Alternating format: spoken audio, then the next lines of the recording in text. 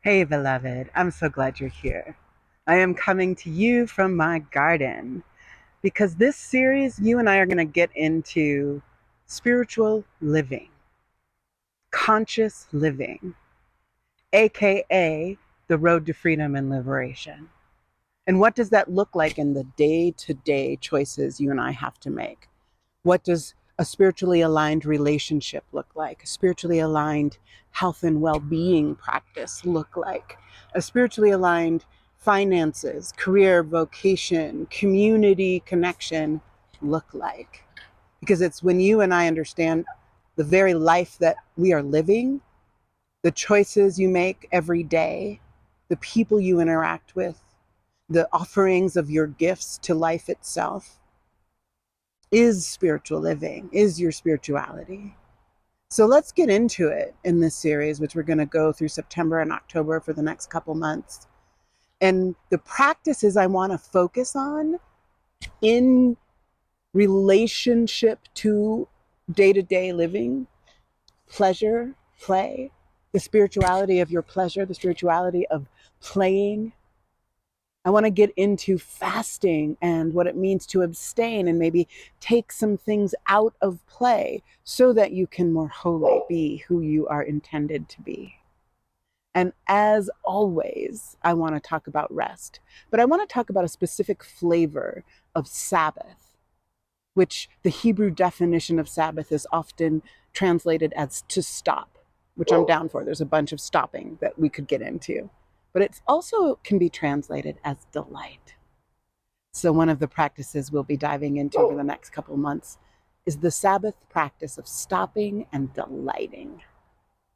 I hope you will join me if you are in the Albuquerque area. We gather at Sundays at 4 p.m., get into community, get into practicing with others.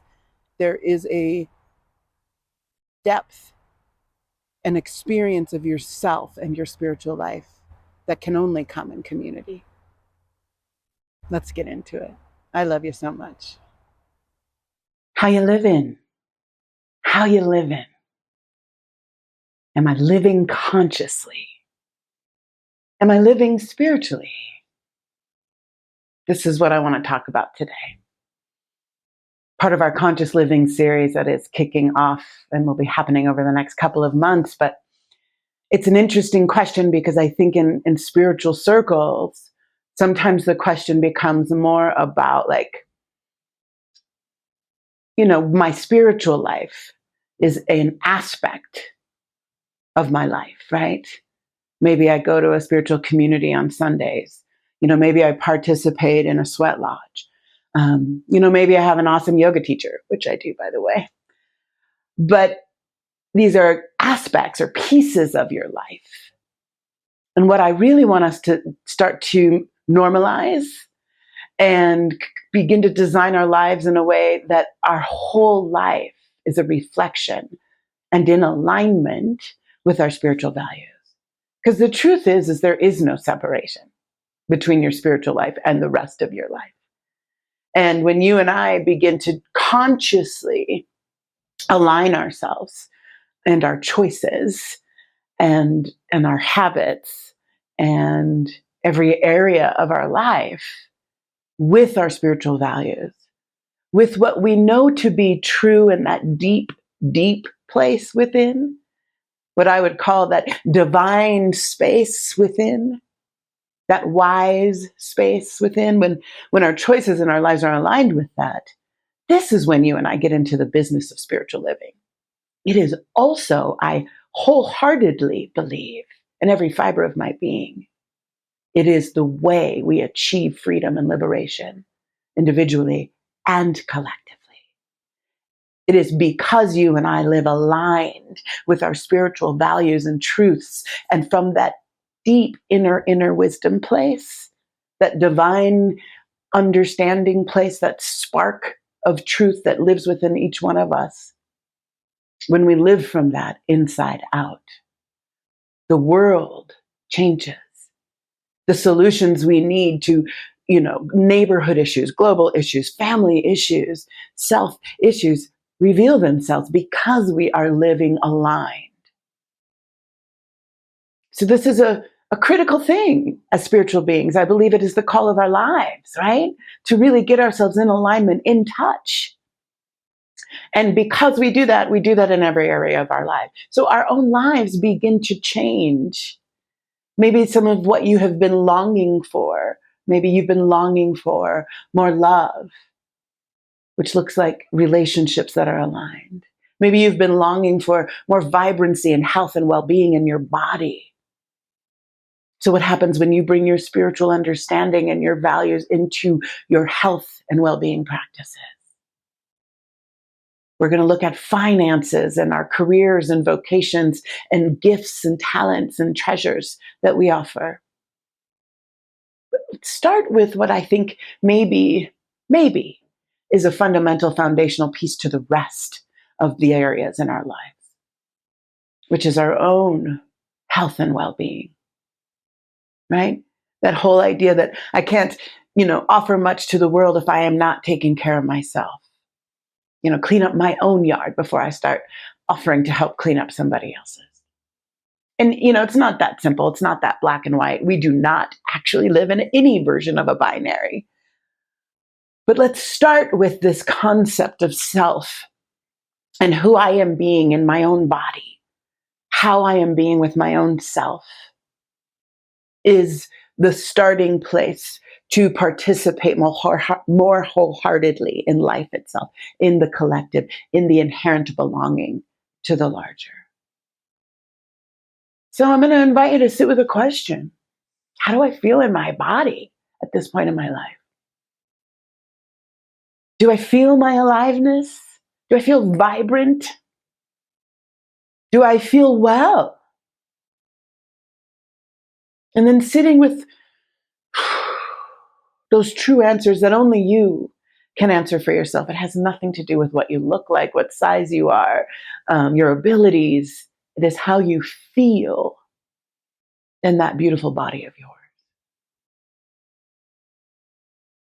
And then beginning to sit with, okay, I'd like to feel more vibrant. I would like to feel more alive in my body. I would like to feel more connected to myself, to my whole self, which includes my physicality.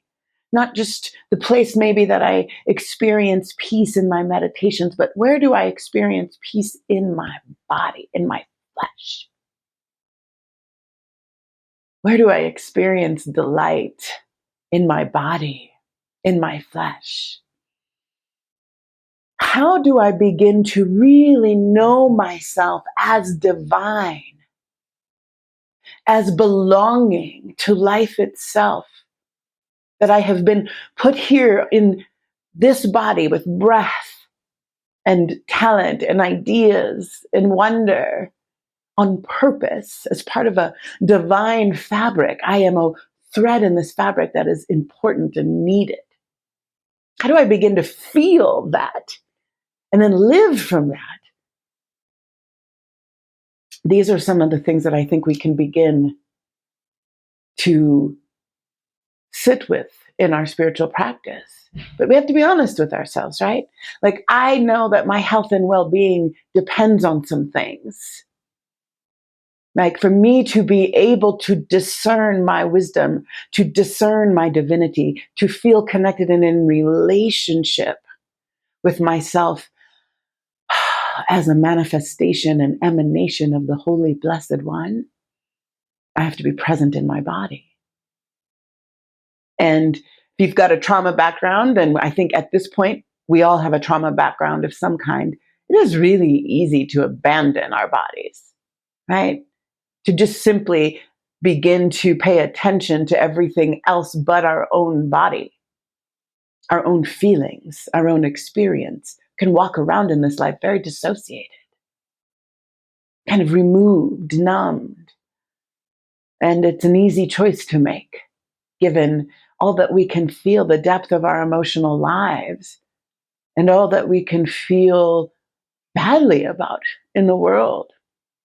So I think an honest assessment of your presence in your own body is a great starting place. And maybe spend a few breaths with me right now, feeling how it feels to be present in your body. Maybe rubbing your thighs and feeling what it is to feel your thighs. Feeling your lungs and feeling what it feels like to fill your lungs. Are they open and soft, or is the things a little contracted and tight? This is practice, spending some time with yourself in this way. And then beginning to think about, oh gosh, I don't feel how I want to feel in my body. And letting yourself feel how you feel about that. And imagining what it would feel like to be vibrant in your body. Knowing that your body is divinely appointed and anointed.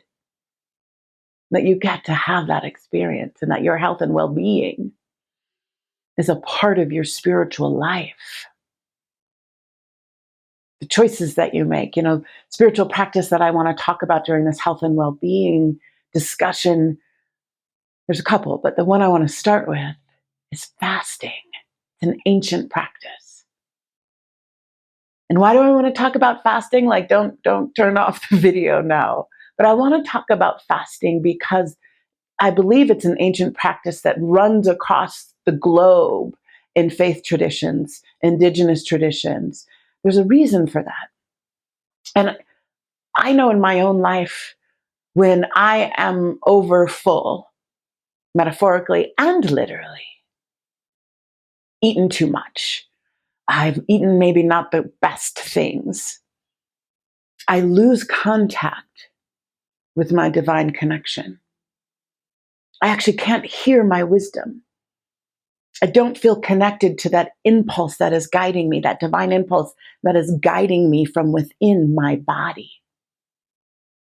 And when I fast, which for me looks like no food for a period of time, it could be a day, it could be 72 hours, depending on what I'm practicing, or when I'm practicing in solidarity with Ramadan or Lent, right? There's a fast process. And for me, that looks like no food. Sun up to sundown, maybe. Simple 1-day practice. But when I do that, I immediately in that first day begin to notice I am more connected. I get quieter inside. I think about sun dancers in the native tradition here in the US. And when they sun dance, they do so in a space of physical fasting, because it creates actually a spiritual power to vibrate at a higher level, to connect to the divine in a deeper and more profound way. And I think about the metaphorical piece of that when I am too full because I have overscheduled myself, or I'm too full with worry. All of this over busyness, over consuming, maybe consuming of information, consuming of other people's opinions. There's lots of ways I think we can busy ourselves, overfill our plates, overfill our bodies, overfill our minds, overfill our habits, overconsume so many ways, right? We live in a culture that not only encourages it, it sort of insists upon it, right? We're inundated all the time by advertisements, and you should have this, and you should buy this, and you should eat this or not eat that. We are consuming energy and information more rapidly than ever in the history of humanity, ever. And when I am over consuming and I'm taking too much in, I lose my ability to hear the divine. I lose my contact with receiving divine wisdom, with moving from the impulse of love. Ernest Holmes, the founder of Science of Mind, called the divine's guidance and inner wisdom an impulse of love. And that this love's impulse, capital L love, right? The greatest wisdom, the greatest power that you and I have contact with as divine beings is always pointing us towards the next right step, is always saying, here's a great idea I have for you. Here's a solution. And this impulse, this wisdom, this spark has to be felt and heard and received on a subtle realm. But if you and I haven't slowed down enough, if you and I haven't opened ourselves enough and made room and made space, spaciousness, equanimity, we won't be able to hear it or feel it, let alone follow it and act on it. This is why I think fasting is a great practice to consider. I want you to consider fasting maybe one day a week throughout the month of September and see how that begins to bring you into deeper contact with your divine nature, the creative spark that wants to move within you, with a greater sense maybe of well-being. Maybe this is a one way that you can begin to feel your aliveness more deeply, more presently. And if fasting from food is not a great idea for your health or your body for whatever reason, it is totally okay. I'm going to invite you into an alternative practice, abstaining. I think sometimes in spiritual life, in this country especially, because we are so geared and programmed to consume and do more, we think we have to add things in order to be a better spiritual person. I have to add a meditation practice. I have to add a fasting practice. I have to add these things. And I love the idea of abstaining because there's a sometimes more simple and kind and profound and meaningful way to deepen our spiritual practice, which is by subtracting something, maybe abstaining, not doing a thing. So what could you not do as a practice to more deeply align with your health and well-being? Is there a small habit you could choose to change? Maybe that habit is staying up too late and not getting enough sleep. So you decide, because you know yourself to be a valuable divine being, you're going to change your sleeping habit, your bedtime routine. Maybe you are going to subtract screen time and reduce how much time you spend on your phone or social media or Netflix or whatever the thing is that maybe could align you more deeply into presence with yourself. These practices are so that you may know yourself as divine.